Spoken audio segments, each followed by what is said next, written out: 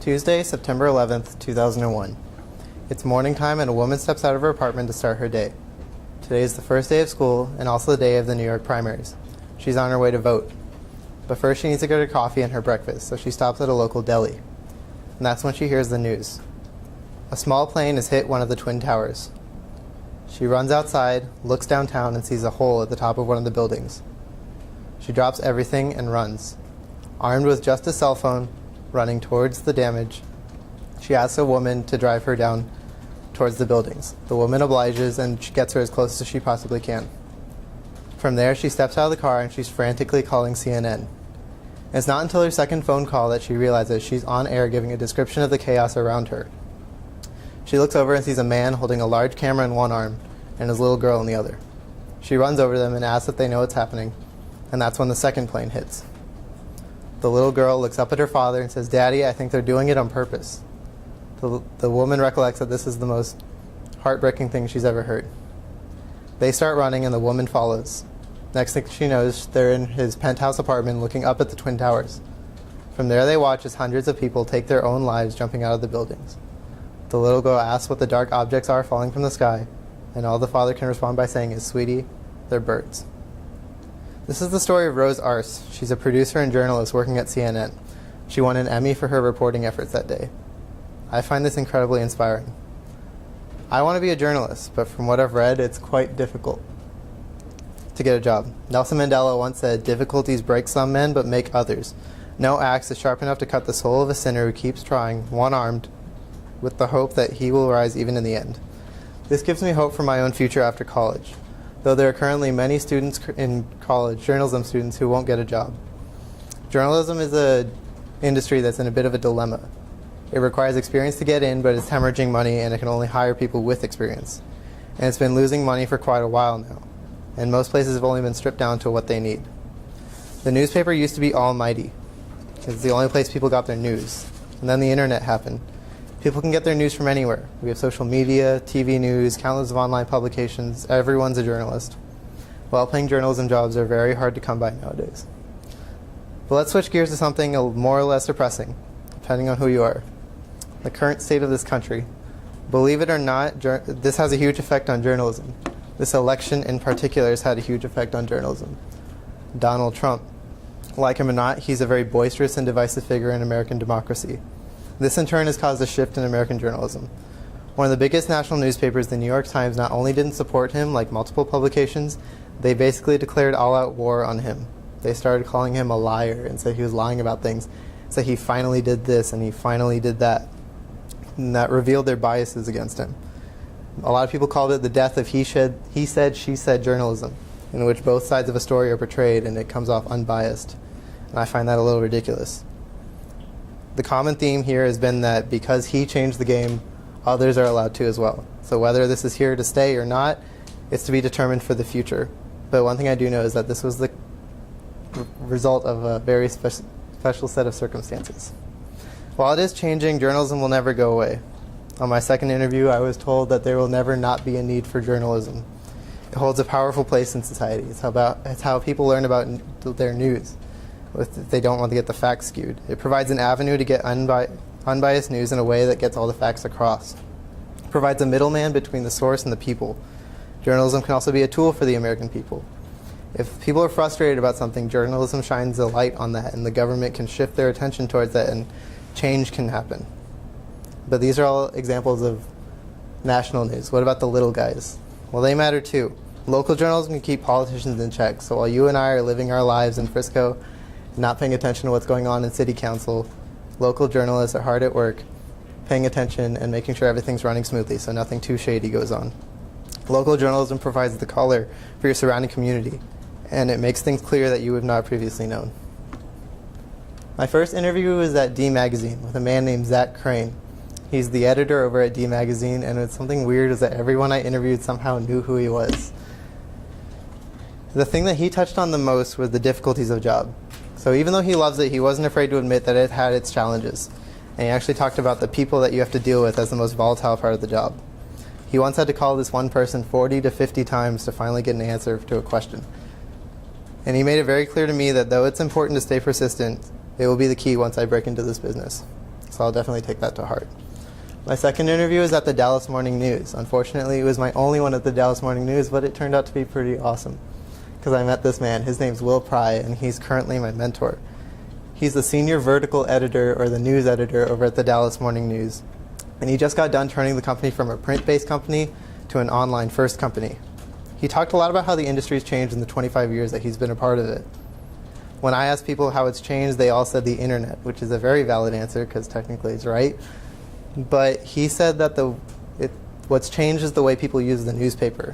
Him and the Morning News understand that people don't want to read a full article. They'd rather look at it, get everything they need to know, and move on with their lives. So they've taken that to heart. And they know how it works in a 24-hour news cycle. That's why social media has been very effective for a lot of journalists, is because they can just get short amount of information out there to the public at the click of a button. So now they have to choose when they want to send a tweet or post something on Facebook. My third interview is at the Dallas Observer with Stephen Young. Again, it's the only good picture I could find of him, so I'll try and find one better one, but it's about the best I could do. He's a staffer at the Dallas Observer, and he's only been working in journalism for about 2.5 years. He used to work in restaurants and whatnot. The difference between him and others was that he was been only working for a short amount of time instead of a long amount of time. And to others, it was a passion. To him, it was kind of just a job. So I got a nice contrasting view from him. And he talked a lot about how the day-to-day in the office is pretty much the same. Nothing varies much. I felt like he kind of finds it kind of boring. And this is something I found unique to the smaller papers like the Dallas Observer. They don't have the resources like the New York Times or the Dallas Morning News to send people out to get things done. They have to kind of keep everyone in the building to get their work done. So this was a very helpful interview because it made me realize I'd rather work at a larger publication than a smaller one because I'd like to get out and be out and about. So my third interview is also at the Dallas Observer on the same day with Joe Papalardo, and I was kind of just sat in his office and I said, why not just turn it into an interview? He's the editor-in-chief over at the Dallas Morning News, and the main thing that he focused on was the purpose of all the different publications. He talked about how magazines provide us the social aspects of a city. They're very central, focused on one topic. And then big newspapers, they don't necessarily spread themselves thin, but they kind of just dip their toes in a lot of different subjects happening in a city or even the country.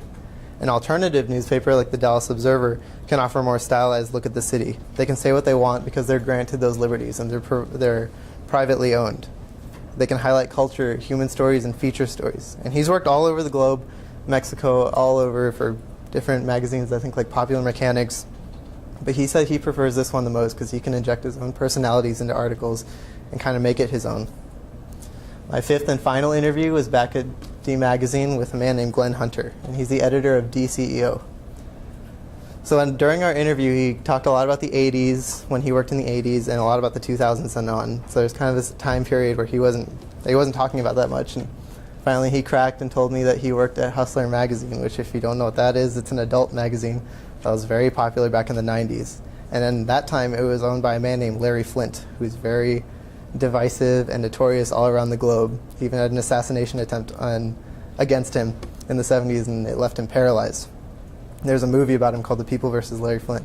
So naturally my attention shifted towards this part of his life, and we talked a lot about the kind of work he did there, what Larry Flynt was like, what his job was like, how it's different from then and now. And so it was my most entertaining interview to me. And I had a really good time. And he ended up quitting to Larry Flynt's face, which I thought was kind of cool. So all the research that I've done up to this point has been wildly interesting, and only a small portion of it has been discouraging, so I'm going to take that as a good sign. And I'm only more excited to learn about this necessary and wonderful topic. My original work. So we had to come up with our original work around late October, and it was during all the election craziness, and I was kind of frantically deciding on what I wanted to do for my original work, and I thought maybe we had the mock election coming up here in school. I thought maybe I could do something about the election, but I wasn't sure. So I came and talked to Coach Goff, and she said, people are probably tired of hearing about the election, and she's right.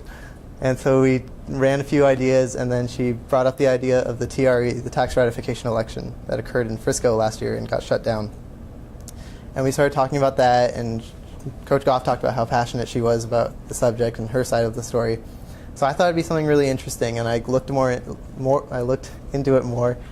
and thought about it, and I thought, this would be really something really cool to do, something unique. So I thought about what I wanted to do, and I figured an article about taxes doesn't seem something appealing that people want to read, so I thought maybe a video would be better. People can watch, they can see people's faces while they're talking about what they believe in. So for my original work, I was going to do the video, but I realized that's a massive undertaking and I couldn't really get it done in a couple months. So I decided to make the video my final project and kind of focus on what I want the video to be for my original work. Get the research done, write a script, get a couple interviews, kind of hit the ground running for this. So I wrote a script and got a couple interviews from a couple parents who both voted against the vote, and I've learned a lot from it. I learned that it was skewed a lot by the district, there was a political action committee that came in called Frisco United that kind of skewed it their way, and it became to be a vote against the teachers, and that's how it was made out to be, when it was really just people didn't want their taxes to go up. And while people here in Frisco are pretty well off, it's still their money and they want to do what they want with it. So first, I began by doing research on the FISD website, because they had their own side of the story, talking about how they proposed it, things like that. And then I also went on the Political Action Committee's websites and looked at their research, see how it stacked up. And I also looked at Dallas Morning News articles, which my mentor sent to me, and I actually met the lady who wrote it, and she's since been very helpful. And I got a couple people to interview. One of them was my friend's mom. Her name's Miss Landry. She runs a college, and since the interview, she's told me that she doesn't want to come off biased in the video. And, it looks like she's against teachers, and I completely understand.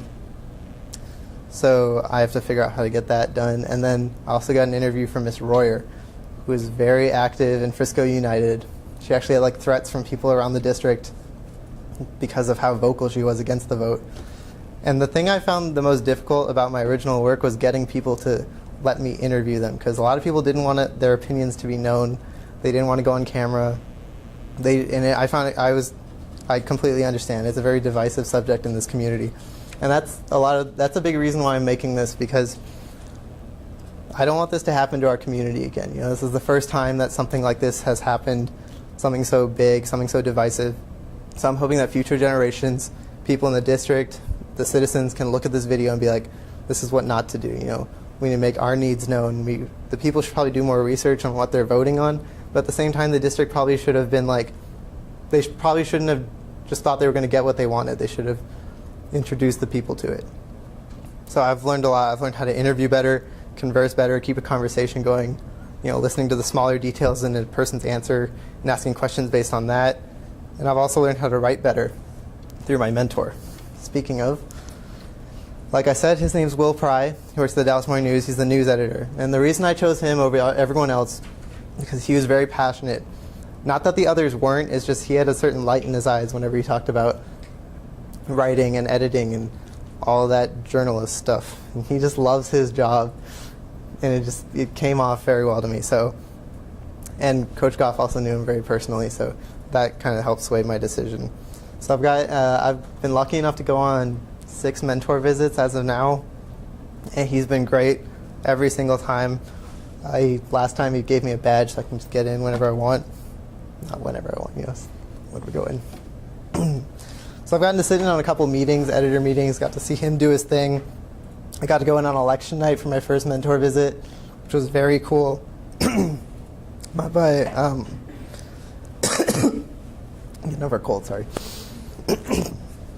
So my most memorable moment, I have to say, was when we were getting ready to do my original work. He had me sit down with a reporter who followed Donald Trump on the campaign trail, and just on the spot interview him about whatever I wanted to ask. And he'd basically sit there and watch me interview him and give me a grade based on what I did. I thought that was really cool. So he said I did really well. The interview ended up going for about 35 minutes. He gave me some pointers, asked better questions, how to think of stuff, listen while also thinking, which is something I'm still trying to get used to. And I'm very grateful that he accepted and has let me ask as many questions as I have, because if I were him, I'd get pretty annoyed at this point. ISM has been pretty amazing so far. I've learned so much. I've learned how to interview, write, speak better. I know it's not coming off right now, but I promise I feel better. And through my original work and the many assessments, I can easily say that my final product feels more attainable than it ever has before. and I'm very excited to continue my journey in this class. I can definitely see myself as a journalist in the future, though there have been one or two discouraging moments, like when a journalist told me, "Don't go into journalism." I can confidently say that this is the field I would like to work in. Thank you.